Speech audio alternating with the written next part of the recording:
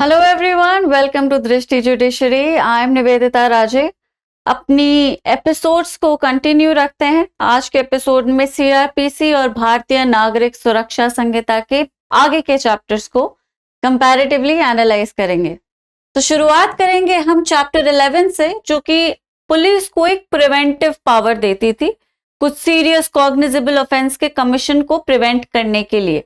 ठीक है, अब ये पावर जो है सेक्शन 149 से 153 तक जाती थी। चैप्टर चेंज हो गया है नए लॉ में, ये चैप्टर 12 हो गया है और सेक्शंस 168 से 172 तक जाते हैं। ठीक है, एक्चुअल ऑल्टरेशन जो है वो इनिशियल सेक्शंस में तो नहीं है। 149 police to prevent cognizable offences, अगर पुलिस को लगता है कि that there is a suspect who is about to or who is likely to commit a cognizable offense, police उसे प्रिवेंट करने के लिए कुछ पावर्स होल्ड करती है, प्रोसीजरल पावर्स, और उन्हें एक्सरसाइज कर सकती है ताकि क्राइम कमिट ना हो।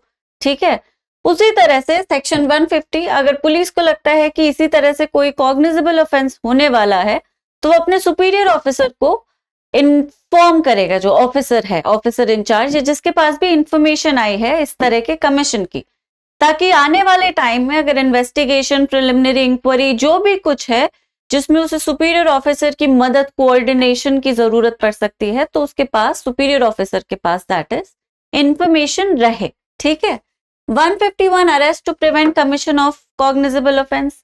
If there is a person who is a suspect in planning to commit a cognizable offense and the police gets an information about it, तो उसके कमीशन से पहले, उसके कमीशन को प्रिवेंट करने के लिए पुलिस बिना वारंट के उस आदमी को अरेस्ट कर सकती है। ठीक है, कॉग्निजेबल ऑफेंस का मतलब ही यही होता है।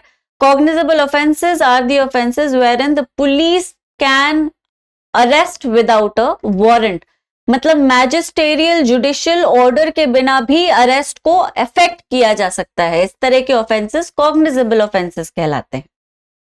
152 prevention of injury to public property, अगर इसी तरह से कोई पब्लिक प्रॉपर्टी को डिस्ट्रॉय करने का प्लानिंग चल रहा है या किसी तरह का कोई ऐसा एक्ट प्लान किया जा रहा है जिसके दौरान पब्लिक प्रॉपर्टी डिस्ट्रॉय हो जाएगी या हो सकती है, तो पुलिस उस एक्ट को, उस तरह के पूरे शरेट को प्रिवेंट कर सकती है, नेसेसरी पावर्स को एक्सरसाइज कर सकती है, और ये सेक्शन 152 में दे रखा है। तो बीएनएसएस में इन सेक्शंस में तो कोई भी चेंज नहीं है except for the section number. बाकी जो टेक्स्ट था पुराने सेक्शंस में, पुराने लॉ में, वो बिल्कुल वही है जो कि पहले था, सिर्फ आए नंबर के, सेक्शन नंबर के, कोई भी और चेंज नहीं हुआ है। ठीक है, अच्छा, चेंज हुआ कहां है? Section 153 inspection of weights and measures को हटा दिया गया है। ठीक है, इट हैज बीन ओमिटेड और एक नया सेक्शन ऐड किया गया है, section 172, person bound to conform to lawful directions of police. ये नया सेक्शन है। तो बेसिकली लॉफुल डायरेक्शंस कुछ भी हो सकते हैं। अगर एक पब्लिक सर्वेंट आपको लॉफुली किसी चीज को करने के लिए कह रहा है, जैसे कि एक ट्रैफिक पुलिस आपको हाथ देकर रोक रही है कि यहां से आगे मत जाइए क्योंकि वो बाकी के ट्रैफिक को निकाल रहा है, अगर आप उसकी बात नहीं मानते तो आप पब्लिक ऑफिशियल के डायरेक्शन को वायलेट कर रहे हैं। सिमिलरली बहुत सारे डायरेक्शंस, जैसे एक जगह भीड़ इकट्ठी हो गई है, ठीक है, जहां भीड़ इकट्ठी नहीं होनी चाहिए, और जो पब्लिक सर्वेंट है वो उस भीड़ को डिस्पर्स करने की कोशिश कर रहा है कि चलो अपने अपने घर जाओ, अपने तोड़ने की कोशिश कर रहा है।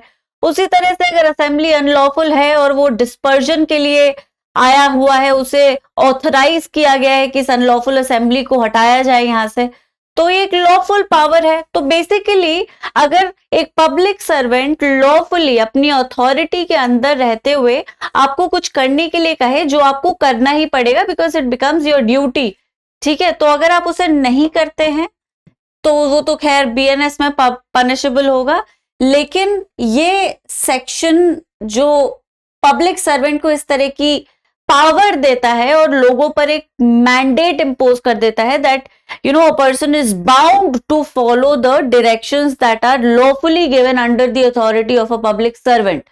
So, a legal duty which has been imposed upon the general public is imposed by this particular section, section 172.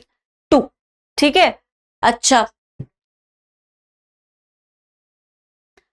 अब आते हैं चैप्टर 13 पे, बीएनएसएस का नया चैप्टर जो पहले चैप्टर 12 हुआ करता था, information to police and their powers to investigate. तो बेसिकली एफआईआर और एफआईआर का जो आफ्टर मैथ है उसको ये चैप्टर डील करता था, है ना, कि भाई किसी ऑफेंस को लेकर इंफॉर्मेशन आई है, अब वो इंफॉर्मेशन आप रिकॉर्ड करेंगे तो कैसे करेंगे, ठीक है, जिस आदमी ने इन्फॉर्म किया है उसको किस तरह से ट्रीट करना है, फिर इंफॉर्मेशन के बाद आपको क्या करना है, इन्वेस्टिगेशन करना है, आगे का प्रोसेस इसमें चैप्टर में दे रखा था, ठीक है।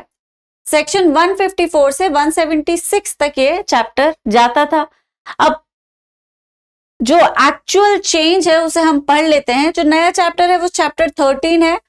अब एफआईआर का जो सेक्शन हमें याद है 154, अब वो नहीं रहा, इट इज एक्चुअली 173 नाउ।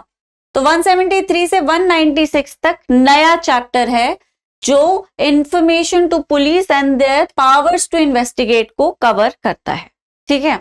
बाकी जो एक्चुअल चेंजेस हैं उन्हें पढ़ लेते हैं। सेक्शन 154 एफआईआर के प्रोसेस को ले डाउन करता था। It did not really define what FIR is, but instead laid down how it is to be recorded and what is to be done while it is being recorded, right? तो 173 भी लगभग उसी चीज को बात कर रहा है, एक्सेप्ट फॉर द फैक्ट कि आजकल की जो एफआईआर है उसे रिकॉर्ड करने के लिए जरूरी नहीं कि आपको पुलिस ही स्टेशन भागना पड़े।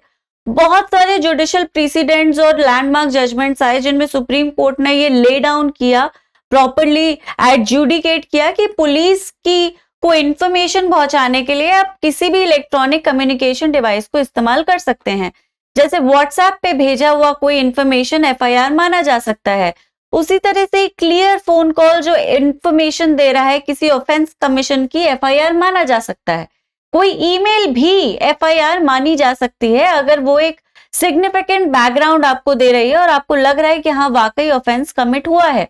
बाकी सारी चीज को कंफर्म करने के लिए आप इन्वेस्टिगेशन कर सकते हैं, प्रीलिमिनरी इन्वेस्टिगेशन की पावर भी है पुलिस के पास, राइट। तो अब जो चीज सुप्रीम कोर्ट ने और हाई कोर्ट्स ने जजमेंट्स के थ्रू क्लियर करी है, जो नया सेक्शन 173 है वो उसे एक्सप्रेसली कवर करता है। मीनिंग देयर बाय कि इलेक्ट्रॉनिक कम्युनिकेशन से भी एफआईआर को दिया जा सकता है, ठीक है। और यही जो नया सेक्शन है वो इसे एक्सप्रेसली कह रहा है, इलेक्ट्रॉनिक कम्युनिकेशन इंक्लूडेड। एग्जैक्टली क्या है? अब every information relating to commission of cognizable offences may be given orally दी जा सकती थी, और by electronic communication to officer in charge of police station, SHO, ठीक है। एंड इफ गिवन ओरली तो उसे राइटिंग में रिड्यूस किया जाएगा, एटसेट्रा, ये तो हमें पता ही है। और अगर इलेक्ट्रॉनिक कम्युनिकेशन के थ्रू दी गई है तो जिस आदमी ने वो इंफॉर्मेशन दी है उसे 3 दिन के अंदर अंदर उसे साइन करना पड़ेगा, ठीक है। तो ये इलेक्ट्रॉनिकली भी आप information as to the commission of offence दे सकते हैं। You can inform the commission of offence not just by going to the police station and making the person write it, you can also send it via your electronic devices, जो कि quick है, immediately police तक ये information पहुंच सकती है, और हो सकता है बहुत टाइमली पहुंच जाए, इंफॉर्मेशन इतना टाइम से पहुंचे कि कमीशन को ही रोक दे पुलिस, ठीक है। तो भाई सोचने वाली बात है। ये सारे केस लॉज और जितना भी डेवलपमेंट हुआ वो हुआ ही इसलिए ताकि पुलिस जल्दी से जल्दी एक्ट कर सके, इन्वेस्टिगेशन को जल्दी से जल्दी शुरू किया जा सके। The information relating to the commission of offense needs to reach the investigating machinery as soon as possible. इसलिए उसे फर्स्ट इंफॉर्मेशन रिपोर्ट कहा भी जाता है, ठीक है। तो वो जितनी जल्दी जैसे भी पहुंचाई जा सकती है उस चीज को 173 कवर कर रहा है, okay. It still does not define what FIR is, बिल्कुल वैसे ही जैसे 154 नहीं करता था। 156 police officers power to investigate cognizable offence. 156 में जो भी पावर पुलिस ऑफिसर के पास थी कॉग्निजेबल ऑफेंस को इन्वेस्टिगेट करने की, वो सारी 175 में दे रखी है, except for one new addition, उसे पढ़ लेते हैं। Any magistrate empowered under 210 may, upon receiving a complaint against a public servant arising in course of discharge of his official duties. तो बेसिकली जब पावर ऑफ इन्वेस्टिगेशन की बात हो रही है तो एक नई पावर को ऐड किया गया है जहां पे पुलिस ऑफिसर पब्लिक ऑफिशियल के खिलाफ भी इन्वेस्टिगेशन शुरू कर सकता है, ठीक है, लेकिन वो इन्वेस्टिगेशन मैजिस्ट्रेरियल और परमिशन के बिना नहीं की जा सकती। तो एनी मैजिस्ट्रेट जिसे 210 सेक्शन में पावर मिली हुई है, उसे जैसे ही कंप्लेन मिलती है पब्लिक सर्वेंट के अगेंस्ट, और जो जिसने ऑफिशियल कैपेसिटी में या ऑफिशियल ड्यूटीज के डिस्चार्ज के दौरान कुछ कॉग्निजेबल ऑफेंस कमिट कर दिया है, वो रिपोर्ट को रिसीव करेंगे, फैक्ट्स एंड सर्कमस्टांसेस को एग्जामिन करेंगे और उस पब्लिक सर्वेंट का जो सुपीरियर ऑफिसर है उससे बात करेंगे, पूरी इंसिडेंट का ब्यौरा उससे डिटेल में लेंगे। मैजिस्ट्रेट करेगा ये। दूसरा, उसके बाद जब खुद कन्विंस वो हो जाएंगे कि असर्शंस ट्रू है और वाकई कुछ कर दिया है उसने, जो भी कुछ हुआ है, assertions made by public servant as to a situation that led to this incident so alleged, तो इन्वेस्टिगेशन को ऑर्डर कर दिया जाएगा। Right, so if the magistrate is convinced कि हाँ वाकई कुछ cognizable offence has been committed by public servant, it shall be investigated by the police. The magistrate will conduct a preliminary inquiry which is not really mentioned as specifically, मतलब preliminary inquiry के form में उसे mention नहीं किया गया है, but the fact that he is talking to the superior officer of the department, making sure कि हाँ वाकई there has been incidents and facts and circumstances that lead us to believe कि हाँ कोई cognizable offense हो गया किसी public servant के हाथों, तो ये एक तरह की इंक्वायरी ही है। तो इसके बाद पब्लिक सर्वेंट के अगेंस्ट भी इन्वेस्टिगेशन ऑर्डर की जा सकती है और ये इस सेक्शन में ऐड किया गया है। ठीक है, अब आ जाते हैं 157 पे, प्रोसीजर फॉर इन्वेस्टिगेशन। इन्वेस्टिगेशन को किया कैसे जाएगा, सब कुछ 157 में दे रखा था। बहुत इंपॉर्टेंट सेक्शन था प्रीलिम्स और मेंस दोनों के पॉइंट ऑफ व्यू से। जो नया सेक्शन है वो 176 है और इसमें भी एक नए सब सेक्शन को ऐड किया गया है। जो पुराना सेक्शन था वो वैसा का वैसे ही रहता है, मतलब पुराने को छेड़ा नहीं है, लेकिन उसमें एक एडिशन के साथ उसको इंट्रोड्यूस किया गया है। एडिशन है कि कोई भी इंफॉर्मेशन जो आती है किसी ऑफेंस को लेकर which is made punishable for 7 years और मोर, पुलिस ऑफिसर इंचार्ज या फिर पुलिस स्टेशन ऑफिसर इंचार्ज उस डेट से तुरंत ही, basically the procedure has been made technologically advance. तो पहले क्या होता था कि जो भी इंफॉर्मेशन आएगी उस इंफॉर्मेशन को कंफर्म करने के बाद अपने सोर्सेस से या जो भी कुछ है, या फिर एफआईआर से ही अगर पुलिस ऑफिसर कंफर्म हो गया है कि हाँ कुछ हुआ है गलत और मुझे उसको इन्वेस्टिगेट करना चाहिए, he can proceed to the scene of the crime and start with the investigation. लेकिन ये जो नया सेक्शन है वो टेक्नोलॉजिकल एडवांसमेंट को भी कवर कर रहा है कि सिर्फ पुलिस ऑफिसर का सीन ऑफ क्राइम पे जाके इन्वेस्टिगेट करना might not do the job as efficiently because he is after all only an investigation person, लेकिन उसके पास कोई स्पेसिफिक स्पेशल नॉलेज नहीं है। He is not being trained in collecting forensic evidences. ठीक है, तो अब पहले it was a matter of convenience कि भाई एफिशिएंट इन्वेस्टिगेशन के लिए स्पेशल रिक्वेस्ट की जाती थी और फोरेंसिक एक्सपर्ट्स आते थे और पूरा जो सीन ऑफ क्राइम था उसको एनालाइज और एग्जामिन करते थे। अब इसे प्रोसीजरल रूल बना दिया गया है इस नई पावर में, जहां पे आप अगर जा रहे हैं सीन ऑफ क्राइम को इन्वेस्टिगेट करने के लिए तो आप एक फोरेंसिक एक्सपर्ट को लेकर ही जाएंगे और वो जो पूरा का पूरा प्रोसीजर हो रहा है, इन्वेस्टिगेशन का जो पूरा चल रहा है प्रोसेस, आप उसको रिकॉर्ड करेंगे किसी भी डिवाइस से जो आपके पास मौजूद है, वो मोबाइल फोन भी हो सकता है। ठीक है, अब ये जो पूरा प्रोसेस है इसे इंप्लीमेंट और इनकॉर्पोरेट करने के लिए स्टेट गवर्नमेंट्स को टाइम चाहिए, राइट? क्योंकि एक्सेप्ट दिल्ली पुलिस, बाकी सब सारे के सारे पुलिस जो है, पुलिस डिपार्टमेंट्स, वो स्टेट गवर्नमेंट की अथॉरिटी में आते हैं, मतलब they are state government officials, not central government official. तो इस रूल को यूनिफॉर्मली पूरे देश पे नहीं लागू किया जा सकता। Every state has its own resources, has its own rules and regulations regarding process and everything. ठीक है, सीआरपीसी की बैरक में भी आपने देखा हो कुछ अमेंडमेंट स्टेट स्पेसिफिक सेक्शंस में ऐड किए गए हैं, राइट? तो हर स्टेट को 5 साल का टाइम दिया गया है इस नए प्रोसेस के साथ फेमिलियर होने के लिए, कि आप 5 साल हैं आपके पास इस प्रोसेस में फॉरेंसिक इन्वेस्टिगेशन को कैसे इंक्लूड करना है वो आप देख लीजिए और उसे अपने हिसाब से अपने लॉ में ऐड कर लीजिए। और आपके पास you have 5 years to do that, to create a guideline as to a police officer taking a forensic expert with him. ठीक है, और क्योंकि इमीडिएटली हो भी नहीं सकता, बीएनएसएस एग्जीक्यूटेबल है, एनफोर्स किया जा चुका है, और अब की जो भी जितनी भी इन्वेस्टिगेशन होगी वो अकॉर्डिंग टू न्यू लॉ होगी, जब तक कि स्टेट अपने रेस्पेक्ट में कोई प्रॉपर अमेंडमेंट नहीं लेकर आता है। तो उसके लिए भी लॉ कहता है कि अगर आपके पास इमीडिएटली फॉरेंसिक एक्सपर्ट या कोई फैसिलिटी अवेलेबल नहीं है तो आप नेबरिंग स्टेट से या किसी और जगह से हेल्प ले सकते हैं। ठीक है, this is what the new subsection provides. Got it? Provided where forensic facility is not available in respect of any offense, in the state government shall, until the facility is developed or made, notify the utilization of any other state. किसी और state से मदद neighbouring state से ली जा सकती है जिसके पास वो फैसिलिटी वेल डेवलप्ड है। ओके, चलो, ये बहुत जरूरी था और इसे अब ऐड कर दिया गया है। It actually makes the process of investigation more transparent. ठीक है, जब आप पूरे के पूरे प्रोसेस को वीडियोग्राफ करोगे, फॉरेंसिक एक्सपर्ट्स को लेकर जाओगे, तो इन्वेस्टिगेशन के दौरान एविडेंस टेम्परिंग या गलत एविडेंस या एविडेंस को कलेक्ट करने के दौरान कुछ गलती हो जाने का जो पूरा का पूरा स्कोप है वो कम हो जाता है। ठीक है, लेट्स फेस इट, बहुत कम केसेस होते हैं जहाँ पे सर्कमस्टेंशियल एविडेंस मतलब होते ही नहीं है हर केस में। इनफैक्ट उल्टा बोल गई मैं, बहुत कम केसेस होते हैं जहाँ पे डायरेक्ट एविडेंस अवेलेबल होता है। ज्यादातर केसेस में सर्कमस्टेंशियल केसेस ही अवेलेबल होते हैं, राइट। और सर्कमस्टेंशियल एविडेंसेस सर्कमस्टेंसेस से ही कलेक्ट किए जा सकते हैं, एंड इट इज नेसेसरी कि उन्हें एक्सपर्ट कलेक्ट करे ताकि आगे जाके कोई भी गलती या कुछ भी चीज मिसिंग ना रह जाए, राइट। तो इसी चीज को ध्यान में रखते हुए ये एडिशन किया गया है। ओके,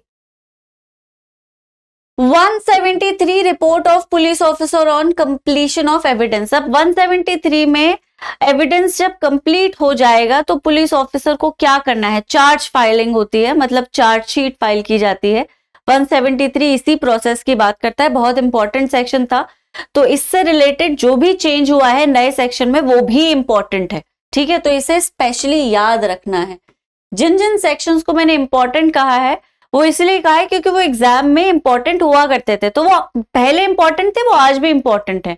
उनमें जो एडिशन सब्ट्रैक्शन हुआ है वो भी इंपॉर्टेंट है, आपको पढ़ना जरूरी है उसे। ओके, अब सेक्शन 193 हो गया ये, report of police officer filing the chargesheet 90 days, sequence of custody in case of electronic device. कुछ चीजों को ऐड किया गया है, पढ़ लेते हैं क्या एडिशन है। Police officer shall within a period of 90 days inform the progress to the informant of the victim। अब ये एक बहुत ही सिग्निफिकेंट एडिशन है। जब इन्वेस्टिगेशन शुरू हो जाता है तो इन्वेस्टिगेशन किस स्टेज पर है, कितना आगे बढ़ा है, क्या क्या एविडेंसेस इकट्ठे हो चुके हैं, and how does it all look.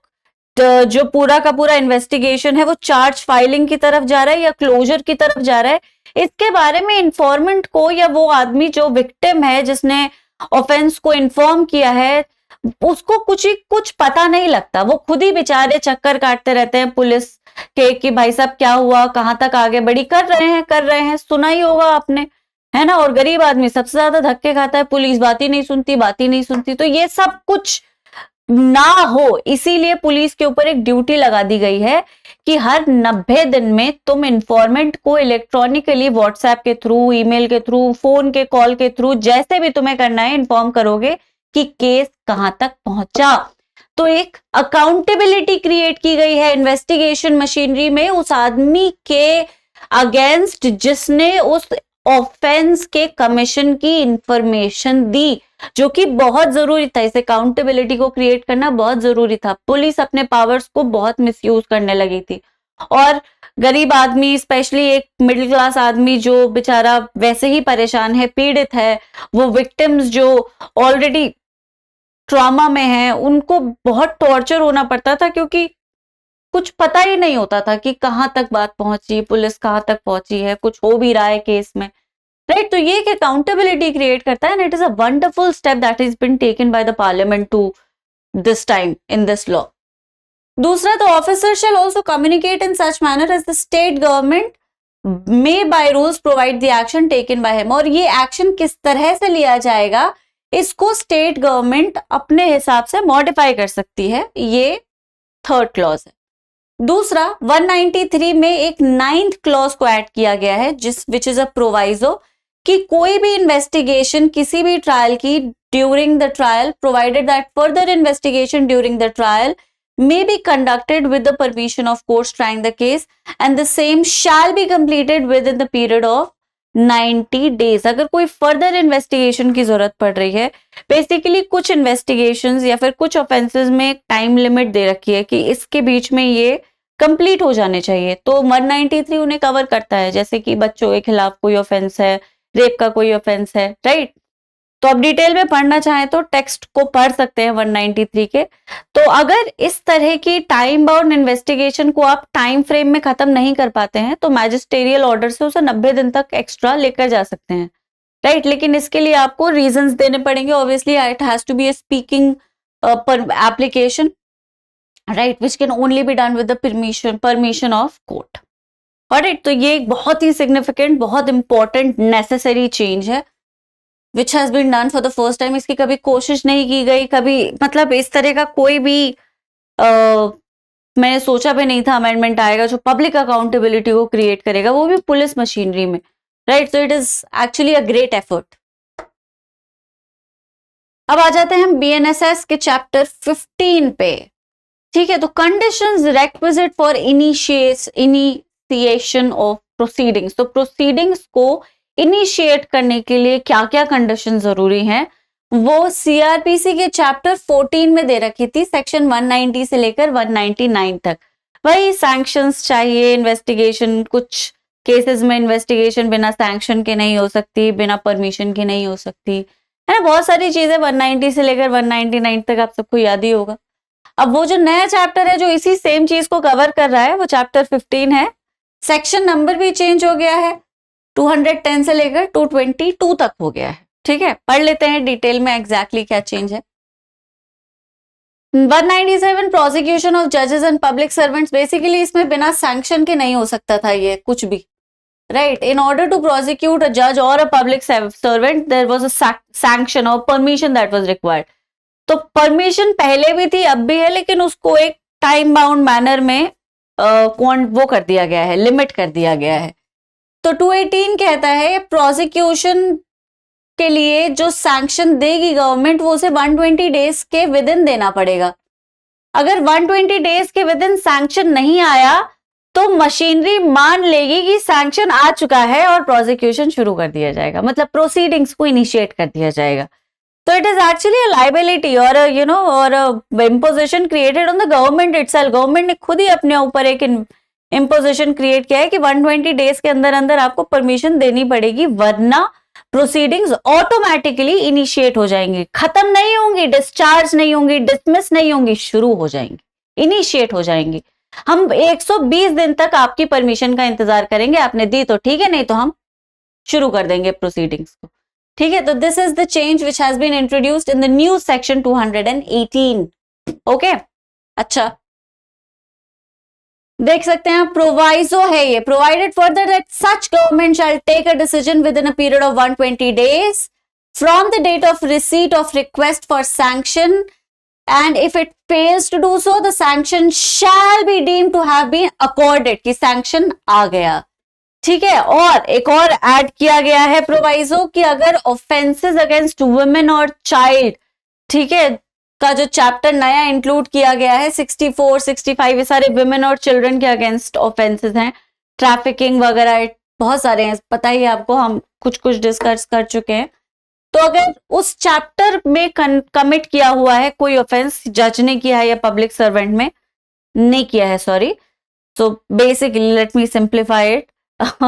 if a judge or a public servant has been accused of committing an offense against a woman and a child, कोई भी सैंक्शन की जरूरत ही नहीं है। The proceedings can be initiated just like they would be in any other case, ठीक है। बाकी सारे किसी भी केस में सैंक्शन लेना पड़ेगा, वुमेन और चिल्ड्रन के अगेंस्ट अगर कोई ऑफेंस है तो सैंक्शन की कोई जरूरत नहीं।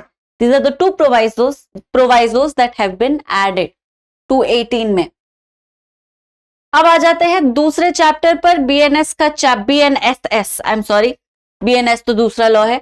BNSS का चैप्टर 16 223 से लेकर 226 ठीक है, कंप्लेन का चैप्टर था ये पुराने लॉ में, 200 से लेकर 203 तक जाता था।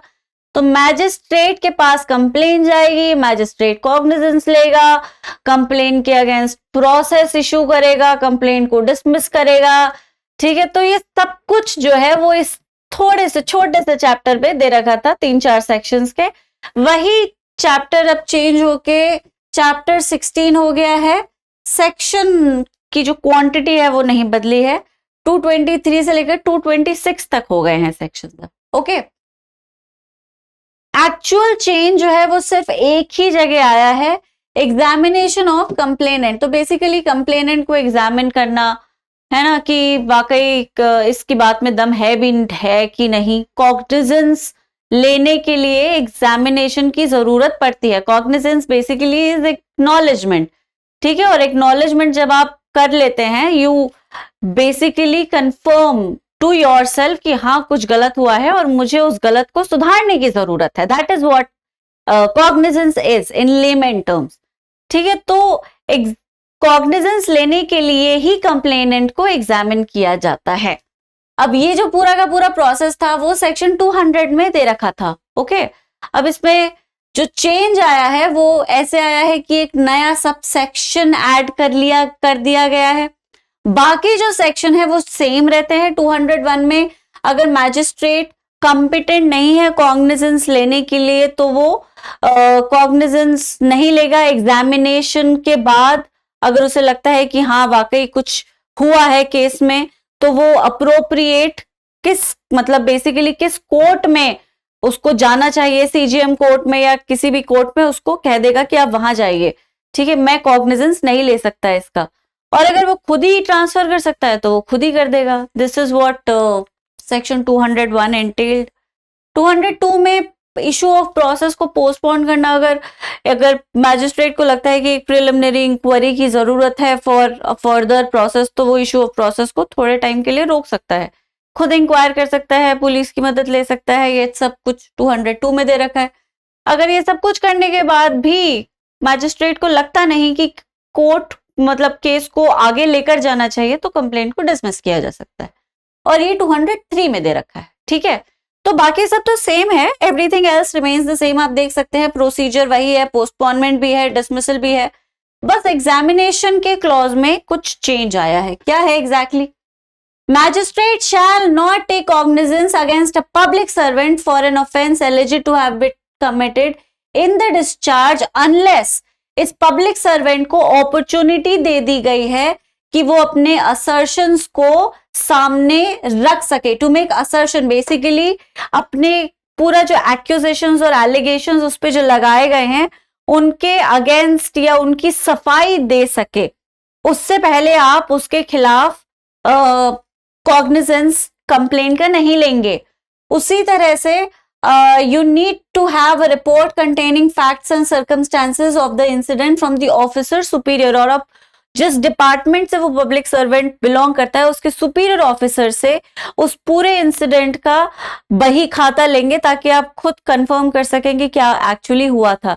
तो वही ऑफिसर को, पब्लिक सर्वेंट को सुनने के बाद उसके सुपीरियर ऑफिसर के रिपोर्ट को पढ़ने के बाद भी अगर मैजिस्ट्रेट को लगता है कि हाँ वाकई इसके खिलाफ आगे बढ़ना चाहिए तो कंप्लेंट का कॉग्निजेंस ले लिया जाएगा।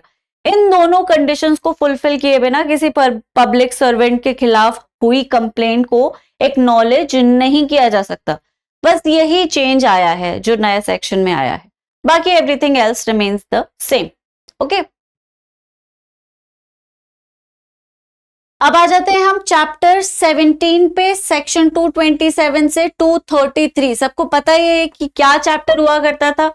Proceedings before magistrate, commencement of proceedings. ठीक है, तो ये पुराना चैप्टर 16 था, 204 से लेकर 210 तक कि प्रोसीडिंग्स को मैजिस्ट्रेट के सामने जब किस तरह से शुरू किया जाएगा, ये सब इस चैप्टर में कवर होता था। भाई issuance of process summon warrant को इशू करना या फिर अक्यूज्ड को अपीयर करवाना एटसेट्रा, बेस बहुत सारी चीजें, राइट। तो ये सब इस चैप्टर में थी। नया चैप्टर 17 है, 227 से 233 तक अब ये सब कवर्ड है। ठीक है, तो 207 supply to the accused copy of police report and other documents, बहुत इंपॉर्टेंट सेक्शन था ये। अक्यूज्ड को जितना भी सब मटेरियल उसके खिलाफ इकट्ठा किया गया है वो सबके कॉपीज प्रोवाइड करना, ताकि वो एक प्रॉपर डिफेंस को क्रिएट कर सके। ये 207 में था, इंपॉर्टेंट सेक्शन है, बहुत ही इंपॉर्टेंट प्रोसीजरल स्टेप है। इसका थोड़ा सा भी डिविएशन या इसमें थोड़ी सी भी कमी पूरे केस को खत्म कर सकती है, समझ गए। ये जो नया सेक्शन है वो 230 है, supply of accused to copy of police report other documents. अब जो पुलिस रिपोर्ट थी पहले वो फिजिकल कॉपी में हुआ करती थी, लेकिन वो सारी की सारी जो कॉपी है वो इलेक्ट्रॉनिक भी हो सकती है। पहले वो पोस्ट और के अलग मतलब कोर्ट प्रोसेस से भेजी जाती थी, कोर्ट को ऑफिसर देकर आता था या पोस्ट कर दी जाती थी, ये सब प्रोसिक्यूशन को देखना होता था। तो ये सारी चीजें अब इलेक्ट्रॉनिकली भी भेजी जा सकती हैं वाया ईमेल एक्सेट्रा, राइट। तो इसी चीज को कवर कर रहा है। Provided that supply of documents in electronic form shall be considered as duly furnished. अगर इलेक्ट्रॉनिकली भी आपने पहुंचा दिया है उस तक सारा का सारा पुलिस का मटेरियल, तो भी उसे मान लिया जाएगा कि हाँ उस तक एग्जीक्यूट हो गया, the process has been executed, he has been furnished with all the documents that are required, right? In fact, electronically उसे कंफर्म करना ज्यादा आसान होता है। once you have sent an email, possibility मतलब जब तक अगर वो नहीं पहुंचा तो आपके पास फेलर नोटिस आ जाएगा, अगर वो नहीं आया तो 100% उसके पास पहुंच ही चुका है, कोर्ट मान लेगा कि उसके पास पहुंच चुका है, ठीक है। 209 में commitment of case to court of session. तो अगर मैजिस्ट्रेट को लगता है कि अगर ये जो केस है ये मेरे पावर में नहीं है, मैं इसे ट्राई नहीं कर सकता, तो उसको कॉग्निजेंस के बाद, कॉग्निजेंस लेने के बाद और बाकी जितने भी नेसेसरी स्टेप्स होते हैं उनको करने के बाद उसे कोर्ट ऑफ सेशन पर कमिट कर देगा कि अब आपका केस है, आप संभालिए आगे से, ठीक है। तो फर्दर जो ट्रायल होता है, इनिशियल जो स्टेप्स होते हैं वो लिए जा सकते हैं, एग्जामिनेशन वगैरह करवाया जा सकता है, किया जा सकता है bye magistrate. He can take the cognizance also, but after he has done all that preliminary thing, he needs to transfer the case to the court of session. तो इसमें बहुत सारी चीजें, वो सारे डॉक्यूमेंट्स ट्रांसफर करो, ठीक है, जितने भी उसके खिलाफ इकट्ठे हुए उसको उसे नोटिफाई करो, तुम्हारा केस कोर्ट ऑफ सेशन में चला गया है। जो पब्लिक प्रोसिक्यूटर है उसे भी नोटिफाई करो कि भाई सरकारी वकील अब केस को संभालिए, राइट। तो ये सब भी एक प्रोसेस में इंक्लूडेड है। 209 इसी को एक्सप्रेसली इम्प्लाइडली कवर करता है। इसमें जो चेंज आया है वो टाइम लिमिट का आया है, मतलब कमिटल में भी एक सर्टेन टाइम लिमिट को ऐड कर दिया गया है। You can not just take cognizance and keep the case with yourself forever, you need to transfer it to the court of session with in a certain time frame. Commitment of case to court of session when offence is triable exclusively by it. Right, so provided that proceedings under this section shall be completed within a period of 90 days. अब ये 90 days की proceedings किसे complete करनी है? Magistrate को complete करनी है। मतलब कमिटल से पहले मैजिस्ट्रेट को कुछ चीजें करनी पड़ती हैं, एग्जामिनेशन वगैरह सारी की सारी चीजें जो मैजिस्ट्रेट कर सकता है कमिटल से पहले वो उसे 90 डेज में करनी पड़ेंगी। और 90 डेज को में उस सारे अपने पावर को एक्सरसाइज करने के बाद, अपनी ड्यूटीज को फुलफिल करने के बाद वो केस 90 दिन के अंदर अंदर कोर्ट ऑफ सेशन में कमिट किया जाएगा। अब सोचने वाली बात है, कोर्ट ऑफ सेशंस के पास वही केसेस जाते हैं जो काफी सीरियस होते हैं और अच्छा खासा इम्प्रिजनमेंट या फिर पनिशमेंट होता है उनमें। तो अब जब केस इतना सीरियस है तो जरूरी है कि उसको जल्दी से जल्दी उसे हैंडल किया जाए और विक्टिम को जस्टिस दी जाए, क्योंकि चांसेस आर कि विक्टिम बहुत बुरी तरह से सफर, मतलब विक्टिम ने बहुत बुरी तरह से सफर किया है, तभी उस अक्यूज्ड को, that accused is liable to such high punishment, right? So that justice can be administered as soon as possible and the trial can be taken up and the guilt or innocence of the person can be determined as soon as possible. It is necessary कि magistrate उसे बहुत ज्यादा unjustified unreasonable time के लिए अपने पास ना रखे। तो अगर कोई केस कोर्ट ऑफ सेशन के पास जाना है तो मैजिस्ट्रेट उसे जल्दी से निपटाए और कोर्ट ऑफ सेशन पर भेज, right. This is what has been added in the new section. अब ये पीरियड 90 से 180 डेज तक एक्सटेंड किया जा सकता है, लेकिन आपको रीजंस रिकॉर्ड करने पड़ेंगे. Okay.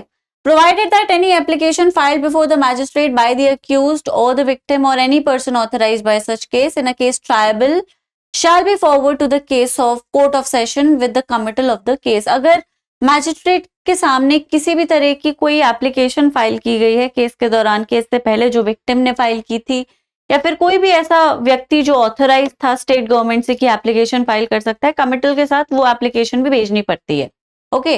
Basically all the documents that have been collected or are relevant to that case would be sent to the court of session while committing the case to it, right? So these are the changes that have been made. अब आ जाते हैं BNSS के chapter 19 पे 248 से 260. पुराना chapter कौन सा था? ये पुराना चैप्टर था trial before court of section. 225 से लेकर 237 इंपॉर्टेंट चैप्टर हुआ करता था. कोर्ट ऑफ सेशन के सामने ट्रायल का पूरा प्रोसेस इस चैप्टर में दिया हुआ था. अब जो नया चैप्टर है वो चैप्टर 19 है, पहले 18 हुआ करता था.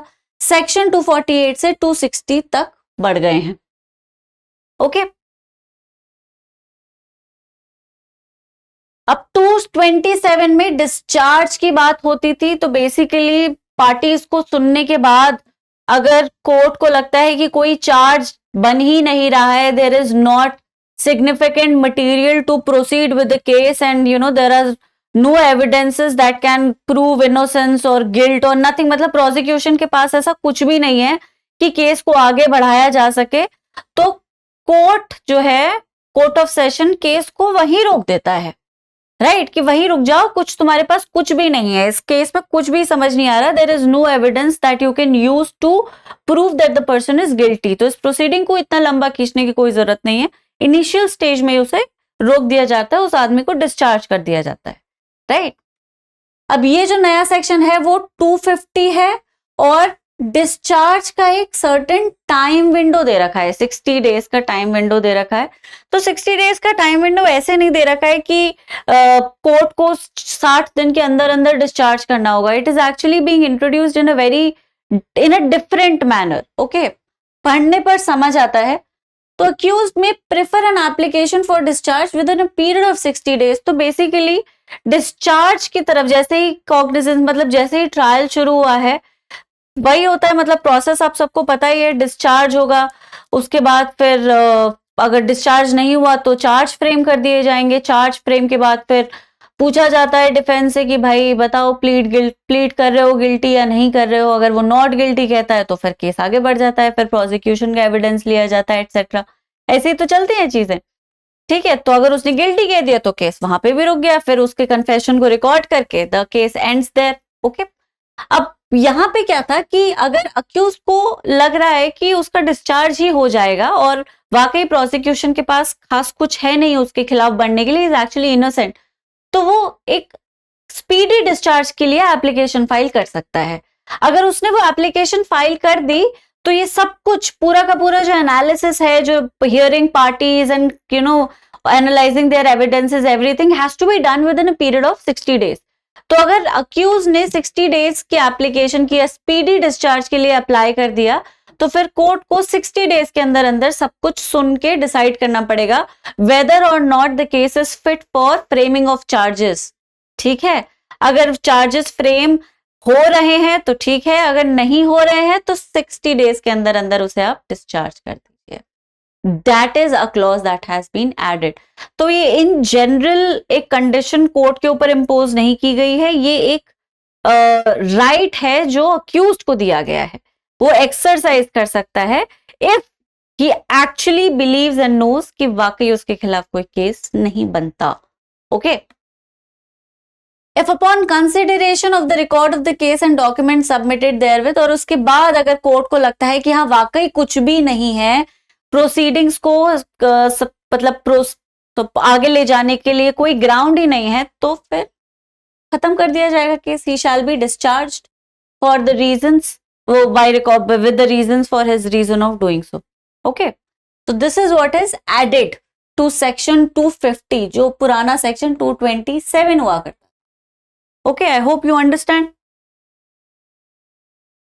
अब आ जाते हैं हम सॉरी 251 पे which was 228 framing of charge. तो अगर सफिशिएंट एविडेंस है, कोर्ट को पता चल गया कि अरे एविडेंस है, ये तो बेचारा लंबा जाएगा इनिशियली पता चल जाता है कोर्ट में, राइट मतलब एविडेंसेस कई बार गिल्ट की तरफ बहुत स्ट्रांगली पॉइंट करते हैं, अगर गिल्ट की तरफ नहीं तो कमीशन की तरफ। बेसिकली चार्ज फ्रेमिंग में भी, डिस्चार्ज से पहले भी वो यही देखा जाता है कि कमीशन हुआ है कि नहीं, ठीक है। तो the actual question is not to determine whether the person is guilty और नॉट, राइट कि भाई वो गिल्ट तो उसकी प्रोसिक्यूशन लेटर स्टेजेस में अपने एविडेंसेस के थ्रू प्रूव करेगा। ये जो इनिशियल स्टेजेस में आप ये कंफर्म करते हैं कि ऑफेंस हुआ भी या नहीं, अगर ऑफेंस नहीं हुआ है तब उसे डिस्चार्ज किया जाता है, लेकिन अगर ऑफेंस हो गया है तो फिर चार्ज फाइलिंग या चार्ज फ्रेमिंग शुरू कर दी जाती है। अब वो चार्जेस उसके अगेंस्ट लगेंगे या किसी और के अगेंस्ट, वो प्रूव करने की जिम्मेदारी प्रोसिक्यूशन की है, ठीक है। तो this is what the actual process एंटेल्स।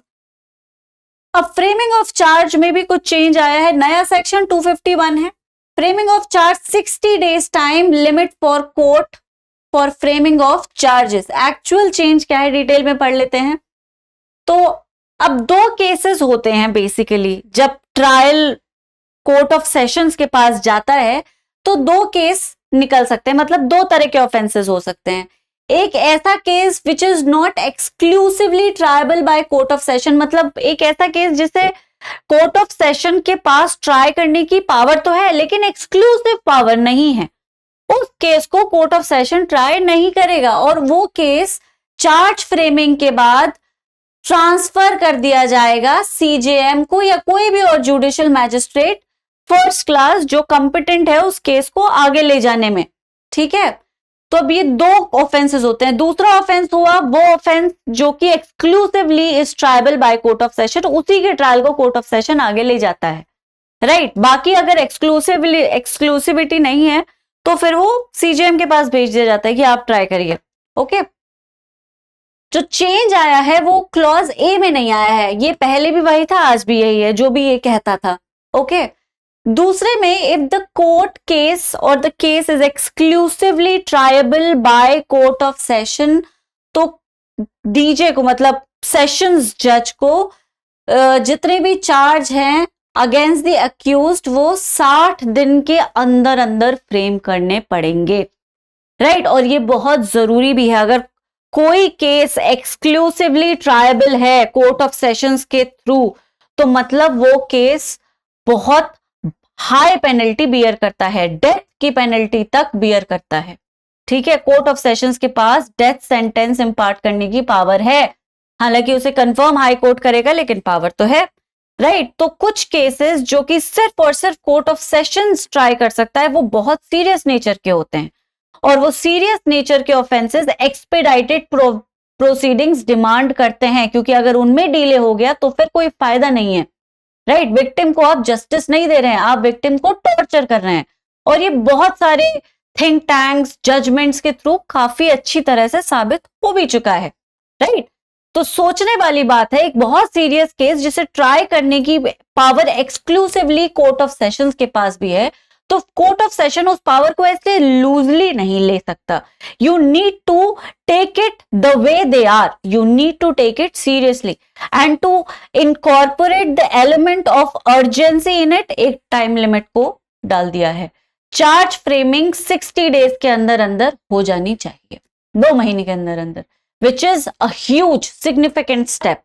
वो पार्लियामेंट ने जुडिशरी की पावर को ऐसा नहीं कि लिमिट नहीं किया है, लेकिन जुडिशरी इन्वेस्टिगेटिंग मशीनरी जितने भी ऑफिशियल्स और डिपार्टमेंट्स और विंग्स इन्वॉल्व हैं इस पूरे के पूरे क्रिमिनल जूरिस्प्रूडेंस में, उन सबके ऊपर कहीं ना कहीं अकाउंटेबिलिटी, उन सबके ऊपर एक सर्टेन टाइम फ्रेम का इम्पोजिशन, ड्यूटीज को इम्पोज किया गया है ताकि क्रिमिनल प्रोसेस को ज्यादा एफिशिएंट बनाया जा सके, है ना, और विक्टिम फ्रेंडली भी बनाया जा सके। आप मेरी बात समझ रहे हैं? तो ये उन्हीं केसेस के ऊपर है ये मैंडेट जो सिर्फ कोर्ट ऑफ सेशन ट्राई करता है, ओके।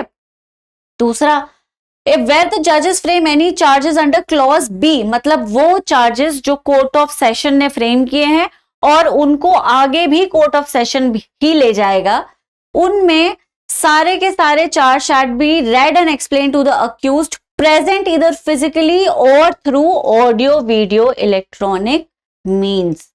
ठीक है, तो आप फिजिकली अगर आया हुआ है तो भी ठीक है, नहीं तो आप अगर वो नहीं आ पाया तो वो दुनिया के जिस भी कोने में बैठा है आप उसे इलेक्ट्रॉनिकली अवेल करवाइए और उसे सुनाइए कि उसके खिलाफ क्या क्या चार्जेस फ्रेम किए गए। ठीक है, पहले इन एब्सेंशिया प्रोसीडिंग्स किया जा सकता था, अक्यूज नहीं भी आया तो उसके लिए अलग प्रोसेस दे रखा होता था, लेकिन अब क्योंकि टेक्नोलॉजी इतनी एडवांस हो चुकी है कि आदमी का फिजिकली प्रेजेंट होना at all times is not really necessary, and that has been taken into account by this new procedure. Okay. अब आते हैं 231 और 235 पे। 231 is evidence for prosecution, 235 was judgment of acquittal or conviction. 231 is now 254, 235 is now 258. दोनों में ही कुछ addition हुआ है, एक एक करके पढ़ते हैं। ठीक है, 254 में जो कि पुराना 231 था उसमें अब एडिशन हुआ है कि on the dates of fixed the जज shall proceed to take all evidence as may be produced in support of prosecution. Right, ये गिल्ट नॉट गिल्टी की प्लीडिंग के बाद का प्रोसेस है ये। तो अगर वो एविडेंस अगर विटनेस का है it may be recorded by audio video electronic means, मतलब एविडेंस को ऑडियो वीडियो मीन्स से लिया भी जा सकता है और उसे ऑडियो वीडियो मीन्स से रिकॉर्ड भी किया जा सकता है, मतलब it can be made part of the record even if it is an electronic video और सॉरी इलेक्ट्रॉनिक एविडेंस। कोई भी अगर पब्लिक सर्वेंट का कोई एविडेंस का डेपोजिशन है उसे भी ऑडियो वीडियो इलेक्ट्रॉनिक मीन्स से लिया जा सकता है। राइट, तो कोई भी एविडेंस चाहे वो टेस्टिमनी है किसी विटनेस की या फिर प्रोसिक्यूशन का अपना कोई स्टेटमेंट है या फिर पब्लिक सर्वेंट का कोई डेपोजिशन है, उसके असर्शन को सपोर्ट करता कोई विटनेस है, जो भी कुछ है, आप उसके लिए जरूरी नहीं आप उन्हें बुलाएं कि कोर्ट आइए, नहीं, आप जूम वीडियो कॉल वगैरह से भी वो टेस्टिमनीज को रिकॉर्ड का पार्ट बना सकते हैं। Okay, this is what has happened. तो प्रोसिक्यूशन का एविडेंस इलेक्ट्रॉनिकली भी कॉन्फ्रेंसिंग के थ्रू एडमिट किया जाएगा, ये प्रोसीजर का नया स्टेप है। दूसरा जो जजमेंट था अक्विटल और कन्विक्शन का उसे 30 डेज के अंदर अंदर देना है। The judgment has to be imparted with in 30 days. Anyway judgment चाहिए ही होता है, उसके बिना अपील नहीं हो सकती, तो 30 डेज के विद इन आपको जजमेंट अब देना ही पड़ेगा। मैक्सिमम ये डेट 60 डेज तक जा सकती है। लिमिटेशन में बेसिकली इस टाइम को काउंट अदरवाइज काउंट कर दिया जाता था क्योंकि ऑब्वियसली कई बार जजमेंट आने में मतलब पूरा रिटन जजमेंट आने में देर लग जाती थी।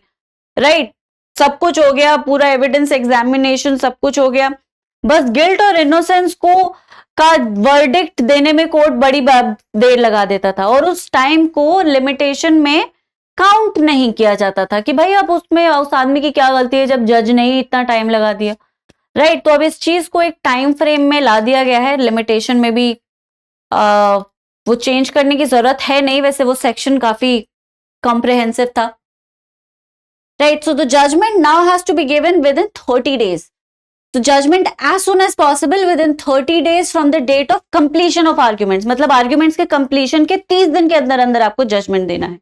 मैक्सिमम ये डेज 60 तक जा सकते हैं, लेकिन आपको रीजंस रिकॉर्ड करने पड़ेंगे। अगर अक्यूज्ड को कन्विक्ट किया गया है, right, and unless he proceeds in accordance with section 401 he needs to hear the accused on the question of sentence and then pass sentence. Right, तो अगर अब ये सेक्शन आपका होमवर्क है, सेक्शन 401 सीआरपीसी का नहीं, BNSS का। तो अगर अक्यूज्ड कन्विक्ट हो गया है तो सेंटेंस हियरिंग पर उसके सुझाव या उसकी बात भी सुनी जा सकती है। This is a clause that has been added. Okay,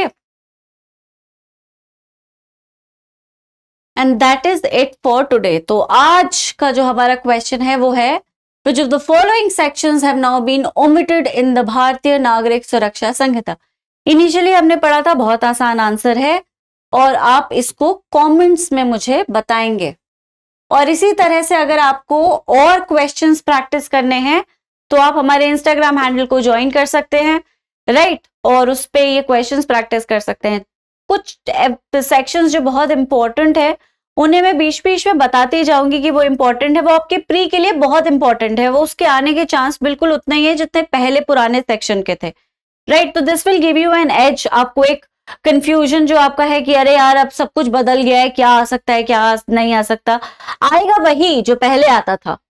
right, बस आपको कॉरेस्पॉन्डिंग वो देखना है कि पहले क्या आता था, अभी भी वही आएगा, कुछ अलग नहीं आएगा। जो पहले इंपॉर्टेंट नहीं था, और ये एक्चुअल फैक्ट है, कुछ सेक्शंस वाकई पहले नहीं पूछे जाते थे। आर्मी नेवी से रिलेटेड सेक्शंस हार्डली पूछे जाते थे, वो अब भी नहीं पूछे जाएंगे। मर्डर से रिलेटेड सेक्शन बहुत इंपॉर्टेंट था, वो अभी भी इंपॉर्टेंट है। अब सेक्शन का नंबर चेंज हो गया तो आपको वो नया सेक्शन याद करना पड़ेगा, प्लस उसमें जो एडिशनल चेंजेस आए हैं उन्हें भी याद करना पड़ेगा। तो तैयारी को इस तरह से करिए। राइट, जो पहले इंपॉर्टेंट था आज भी वही इंपॉर्टेंट है, लेकिन अब उसका नंबर क्या है और वो अब क्या चेंज है उसमें, इसको रिकॉर्ड करिए। इसी तरह से नोट्स बनाते चलिए, मैं आपकी मदद में कोई कमी नहीं छोड़ रही। और इसी तरह से अगर आपको कोई और डाउट है तो आप कमेंट्स में अपने डाउट को छोड़ सकते हैं। I will resolve it in my next video. बाकी एपिसोड्स चलते ही रहेंगे हर शाम, और make sure that you are watching these episodes. ये बहुत जरूरी है आपकी तैयारी के लिए, क्योंकि एग्जाम्स की नोटिफिकेशन आने ही वाली हैं। बहुत इंपॉर्टेंट स्टेट्स, दिल्ली का नोटिफिकेशन आने वाला है। राइट, सो अब एग्जाम्स के लिए अपने आप अपनी कमर कस लीजिए। राइट, और तैयारी उसी पूरे डायरेक्शन में शुरू कर दीजिए। अगर आपको लग रहा है कि कमीशन आपको बेनिफिट ऑफ डाउट दे देगा तो वो आपको नहीं मिलेगा, नए लॉस के हिसाब से ही सवाल आएंगे। राइट, सो मेक श्योर कि आप अपडेटेड हैं और बिल्कुल तैयारी भी आपकी अप टू डेट है। Okay, so that's it for today. I shall see you again tomorrow. तब तक सब अपना ख्याल रखेंगे, हम फिर मिलेंगे। Thank you so much, bye bye.